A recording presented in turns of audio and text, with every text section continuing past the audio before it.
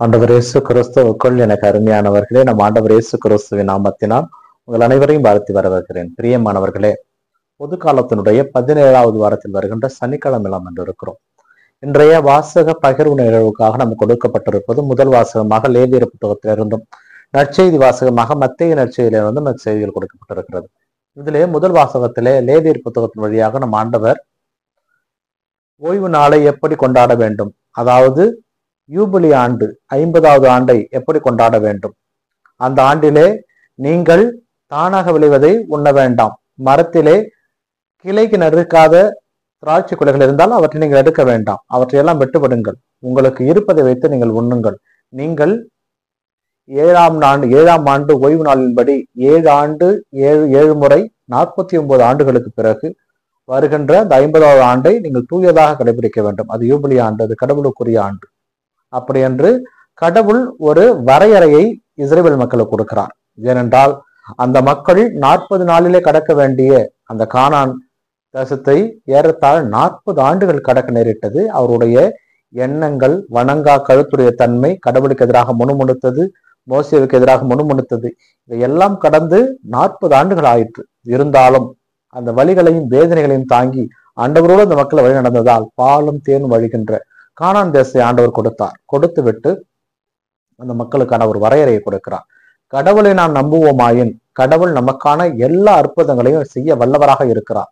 ஒன்றை மட்டும் நாம் செய்ய வேண்டும், கடவுளுக்கு ஏற்புடைய மக்களாக வாழ வேண்டும். கடவுளுக்கு ஏற்புடைய மக்களாக வாழ்வதற்கு கடவுளுடைய நியமங்களையும் கட்டளைகள் நாம் கடைபிடிக்க முதல் வாசகம் நமக்கு அழைப்பு கொடுக்கிறது. இன்றைய நற்செய்தி வாசகத்திலே ஏரோது இயேசுவை பற்றி அறிந்திருக்கிறான். ஏனென்றால் அவன் திருமுழுக்கு யோவானை கொலை செய்திருக்கிறான். அதனால் அந்த பயத்திலே இயேசு செய்கின்ற அருட்செயல்களையும் அருள் அடையாளங்களை பார்த்து பயந்து போகிறான். ஏனென்றால் பல வேளைகளிலே நல்லவர்கள் கூட ஏதாவது ஒரு தவறிலே மாட்டிக்கொண்டால் அதன் பிறகு தங்கள் வாழ்விலே தவறு செய்வதை மட்டுமே குறிக்கோளாக வைத்துக் கொண்டிருப்பார்கள். ஏரோது எப்படி இருந்தான் என்று தெரியாது. ஆனால் அவனுடைய தம்பியினுடைய மனைவியை அவன் வைத்திருந்தான். அதனால் தான் திருமுழுக்கு யோவான் அவனை கண்டித்தார். அதனால் அவன் திருமுழுக்கு யோவானை கொல்ல பயந்தாலும் அந்த ஏரோதியா அவனை கொல்ல திட்டமிட்டு அவளுடைய மகள் வழியாக திருமுழுக்கு யோவானுடைய தலையை பெற்றுக் கொள்கிறார். பிரியமானவர்களே, நாம் கடவுளுக்குரியவர்களாக வாழ்ந்தாலும் சில நேரங்களிலே நாம் செய்கின்ற சிறிய தவறு கூட நம்மை முழுமையாக கடவுளிடமிருந்து பிரித்துவிடும். அதனால் முடிந்தவரை கடவுளுக்கு உண்மையுள்ள மக்களாக வாழ நாம் அழைக்கப்படுகிறோம். உண்மை என்பது என்னவென்று கேட்ட பிலாத்து போல அல்ல. உண்மை என்பது உயிருக்குயிராக நம்மை நேசிக்கின்ற அந்த ஆண்டவரை நாம் ஒருபோதும் மறக்கக்கூடாது. தன்னையே நமக்கு பலியாக கொடுத்த அந்த ஆண்டவரை நாம் மறக்கக்கூடாது. நாம் வாழ வேண்டும் என்பதற்காக தன்னுடைய உடலை அவர் நமக்கு கொடுத்தார் அல்லவா, அவர் நாம் ஒருபோதும் மறக்கக்கூடாது.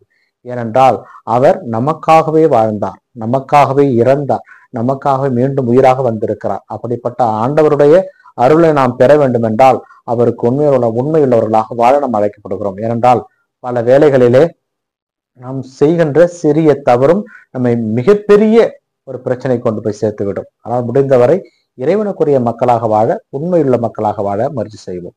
இந்த நாள் உங்களுக்கு நீ நாளாக அமையட்டும். இறைவனை சென்று வாழ்த்து தருவாராக. ஆமேன்.